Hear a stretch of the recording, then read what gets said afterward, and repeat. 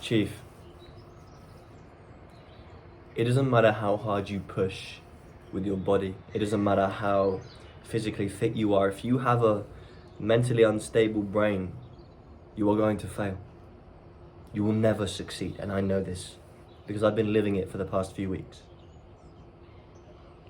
The vehicle can be pristine, but if the person driving it is incompetent, it's going to crash. The brain. I'll say it before and I'll say it again. The biggest blessing and the curse to the human existence. So much power comes from the things it can do, the belief, the way it controls your reality, because that's the only way you will ever be able to experience reality. The placebo effect, everything that the brain is capable of, good and bad. And when it's malfunctioning, when it's not working how it should, when it's messy, when it's clogged, it can have detrimental effects to your goals. I'm making a point now, and what I've realized is I'm now shifting to prioritize my mental health over my physical. Because I used to prioritize only my physical. My mental was, of course I prioritized my mental, but my physical was over my mental. And for a time it worked, back when I was at uni and I didn't have much responsibilities. But now, with everything that I have to do now, prioritizing my physical only gets me so far. I can only prioritize my mental when I have time for it. So when I can be physically on point, it's not sustainable.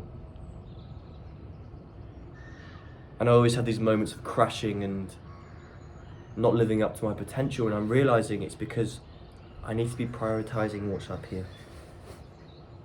Because that is what runs everything, bro. I've not been meditating every day since before Christmas, and I've noticed a decline. Been putting shit in my body, of course. And it doesn't just affect your gut and your body, it affects your brain as well, your dopamine. It's not just about looking after your body, it's about looking after what's running it. Because if it's not able to run it as well, then you can forget about pushing and discipline. Because you can push through mental shit if you have the discipline, if you have the wherewithal to do that. You can push through feeling shit to go to the gym, to do that hard work. No matter how bad it feels, you can always push through that, but it's not sustainable. And I wouldn't recommend it, bro. Prioritize your mental health. And it doesn't mean give up on your physical, no. You better not give up on your physical, don't use it as an excuse. But if you have to make a choice between your physical and mental, say you can only fit one into the day, I'm now thinking that you should choose your mental. Because you might feel better in the moment for choosing your physical, maybe a little ab workout before work, right? But choosing your mental could set up your whole day for success, and ignoring it could give your whole day a reason to be put in the bin. And I genuinely believe that now. So how do we prioritize our mental? First of all, be diligent about what you're putting into your body and what you're consuming. I've said this before, there's a whole video on this. In fact, I recommend you watch Why Your Phone is Ruining Your Life. It's my most popular video. Sums it up beautifully. But essentially, don't look at your phone in the morning, Chief. If you have things to be doing that day, in fact, no, fuck that. If you just want to have a day of feeling like you're actually alive, don't look at your phone in the morning unless it's to turn off your alarm or record videos. Because even looking at notifications sucks away your energy. You start off with your brain being at pretty much 100% capacity. Maybe a little bit's knocked off because of sleep, right? But essentially in the morning is when you are at your best. And that's when you can use it for good.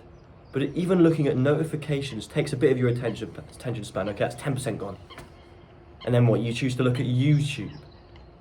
That's fucking 50% gone, and your dopamine baseline is rising. So it's going to be harder harder to do tasks that require effort. And don't even get me started. If you watch porn in the morning, you've pretty much set up your whole day for doing shit all. And yes, you can push past feeling shit and still do things, but you will not get as much enjoyment and you will not be as happy. Your phone rewards you with dopamine, with gratifications for essentially doing nothing, sitting there all sweaty in your bed sheets. How do you think that's going to set up your day? Telling your brain that you can get all this dopamine and feeling good emotion for doing fuck all. And the worst thing is it doesn't feel good, does it? It just feels meh. It's just a peg above boredom by the end of the day. Those days where you spend all day on your phone, you feel like a fucking zombie at the end. So step one, don't fucking look at your phone. You can look at it later on in the day, but get the things done you need to do first. If you need your phone for it, then in my personal, this is what I suggest you do. Turn off all your notifications, and I mean be super autistic with it. Go into settings and make sure the apps can't even send you notifications to the point where you have to click on the app to see what people have said to you. Genuinely. Do not disturb, whatever you need to do. Step 2, watch what you put in your body as well. Junk food has a serious effect on your brain. And that includes fucking McDonald's and Domino's and all that shit. Because that's high dopamine as well, and it is poison. It affects your gut, which also in turn affects your brain. I'm not going to explain it like I'm some sort of scientist, because I'm not, but please look into that, bro. You can treat yourself every now and then, but just the more junk food and shit you put into your body, the more your brain is going to malfunction as well. That's true. Step 3, the most important step, meditate. Meditate. In the morning, when you wake up, meditate. I've had a few of you ask me how to, and there's plenty of people that will explain it better than me, but I'll give it a go. This is what I do anyway. I sit out here, you close your eyes and just focus on something. I like to focus on my breath. And the biggest thing I hear people say is, oh, I can't meditate because my mind's too messy. Bro, that's the point. Your mind is supposed to be messy.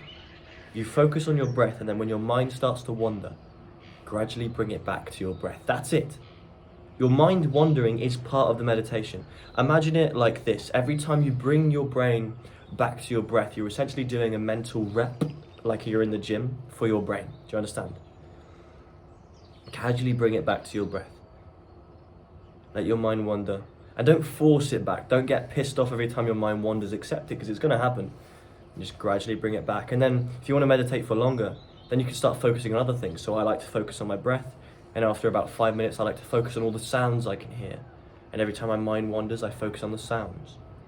And the longer I do that, I can hear more intricate sounds. So obviously at first I can hear the loud ones, like that fucking loud goose over there.